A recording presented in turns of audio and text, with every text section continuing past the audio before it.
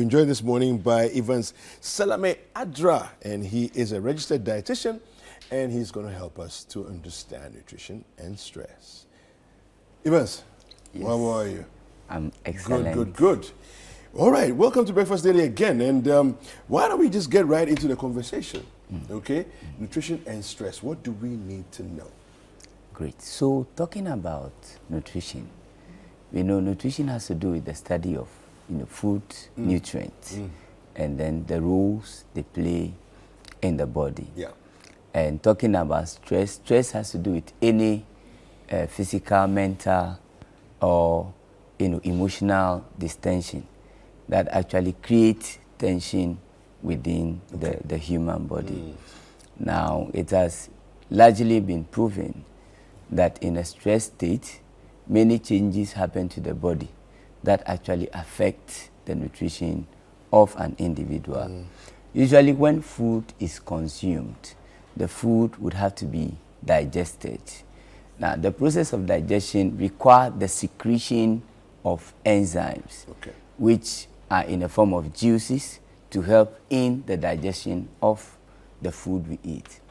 But the truth is that when somebody is stressed, the secretion of these enzymes, which must help in the digestion of the food, is suppressed. And when there is the suppression of these secretions, it means therefore that little amount will be produced, and that will also affect the digestion of the food. If digestion is affected, it also means that the rate at which nutrients are liberated from the food and made available for absorption will also be affected. Hence, how much is absorbed into the blood may be reduced, and that will also affect, metabolism. Now, talking about stress itself, we have what we call the short term of stress, which largely is for a period of a week. Then we have the chronic, stress, which lasts, for over 1 week period. For instance, when people are bereaved, when people, are divorced, when people encounter situations, so to say accidents, so to say robbery, they are actually put in a state, of rest, of stress. So what actually happens is that in the short term, the body produces a hormone we call adrenaline. Now, adrenaline actually puts the body in a state of fight, freeze, and flight. The 3 Fs. Now, when this actually happens, it is not that it's bad. It is actually good because God, in His wisdom, put that there so that in case there is danger, the body can find a way of escape. But the truth is that this adrenaline actually, raises the body's metabolic rate. That is how quickly the body uses the nutrients that is obtained from the food we eat.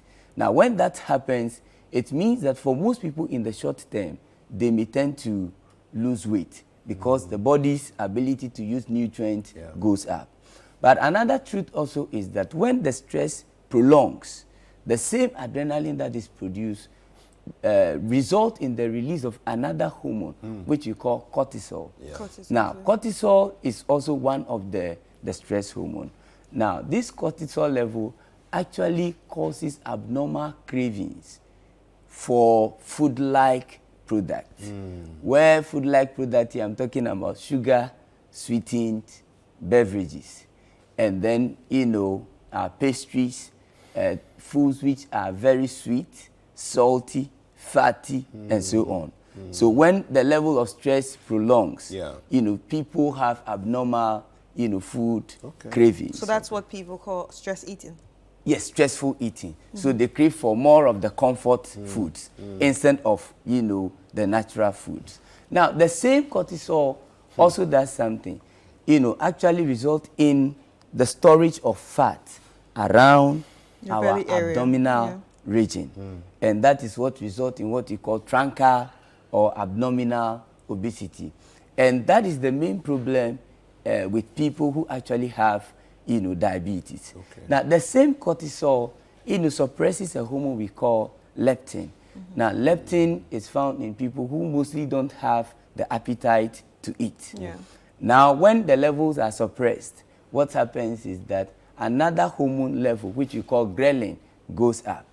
And this gives people a lot of what? Appetite to eat as much as they want. So you have people in the short term who are like, oh, I'm not eating, I'm not gaining weight, or I'm losing weight. So people will be like, oh, so should I rather be stressed to, lose my weight? No. The weight loss is only evident in the short phase of stress. Yeah. But when the stress is prolonged, people tend to what? To actually gain weight. So this is the relationship between nutrition and stress. Okay, so if somebody is going through a stressful period of their life, let's say the loss of a loved one, or a divorce, are there specific foods that can help to balance whatever hormonal things are going on and challenges they may be experiencing to help balance things out for them? Yeah, there are not specific foods to help balance the hormonal level. Okay. What the individual will have to do is to be careful about the choices he or she makes at that time. Okay.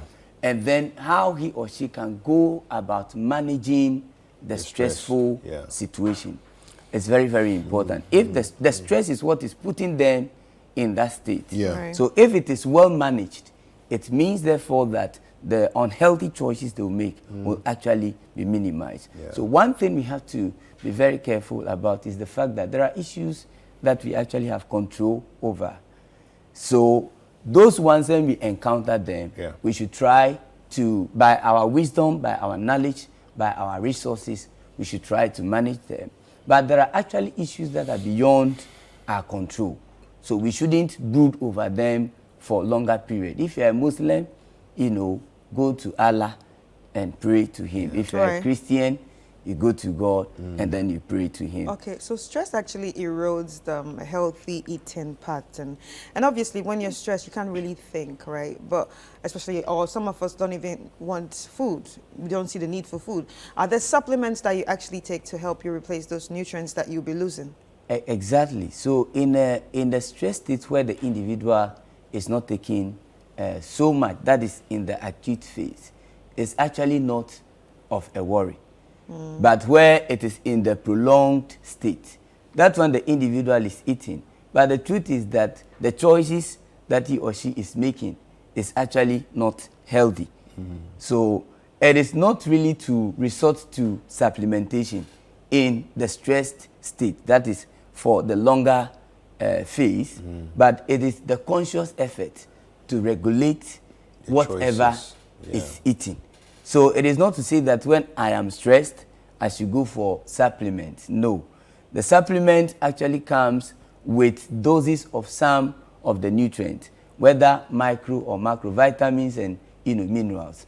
Now, the truth is that when the levels of these are copiously high, the truth is that you are going to be predisposed to other mineral issues. So, going in for supplement in the stress state is what I will not advise unless the nutritional status of the individual is actually assessed and it is found out that the individual truly needs the supplement before he or she can go in for it. Right, right. Wow.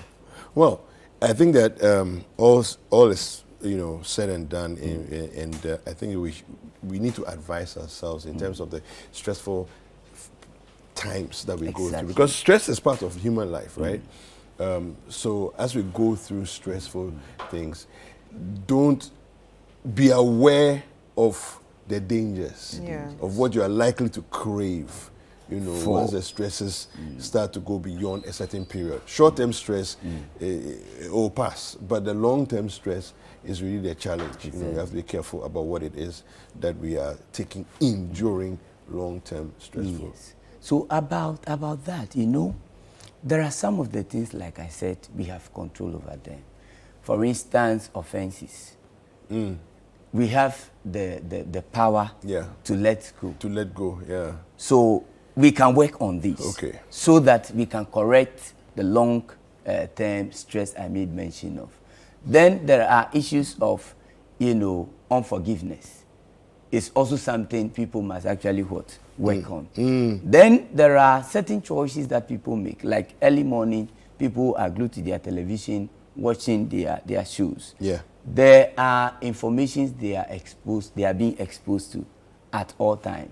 Some of this information actually have a way of changing, the Your mood, mood, the mood of Yeah. the individual. Yeah. For instance, those who watch political talk shows and so on. You finish watching a show and you are angry because maybe the one representing your political party didn't defend you well. Yeah. That is also another thing we have to look at. And then, in the grieving moment, that as well, it is not for a lifetime. It is something that will last for a short while. Yeah. When all is said and done, let's go. Let's forget about the past and focus on the future as a whole. That is very, very important. Then in terms of education, there are people who are actually forced to, do the courses and the programs that they have to do in fulfillment of a father's or a mother's desire of becoming, say, a lawyer or becoming, say, a doctor in future. They couldn't fulfill. Yeah. So by force, their child will have to go Yeah. through that to get that also fulfilled. That is also a stress. Children are there. You serve them food. Sometimes they don't want to eat. You have to sometimes lash them. That is a stressful situation. Yeah. It is not every child who may like whatever he or she is given. So what may make him or her dislike it? And what will make him or her eat it? Sometimes they have to be pampered. The bowls in which the foods are served sometimes are not appealing. Especially for the infants. Exactly. Yeah. So basically, everything is all about finding ways to manage. To the manage stress. it. Yeah. All right. Right. Everything. That is Okay. all. So whatever we are exposed to, Yeah. sometimes friends call and all is bad news. Bad news. Those people will not help us in any way. All right. We should find a way to Fantastic. cut them. Okay. How do people get in touch with you? So on my phone, 0243 8276 Okay. 0243 827612. I'm also on Facebook, Evans Adrah. Okay. If they want consultation, I am with DIS, Doctors in Service Clinic at Asalam, Okay. down opposite the Bedita Clinic. Thank you Fantastic. so much.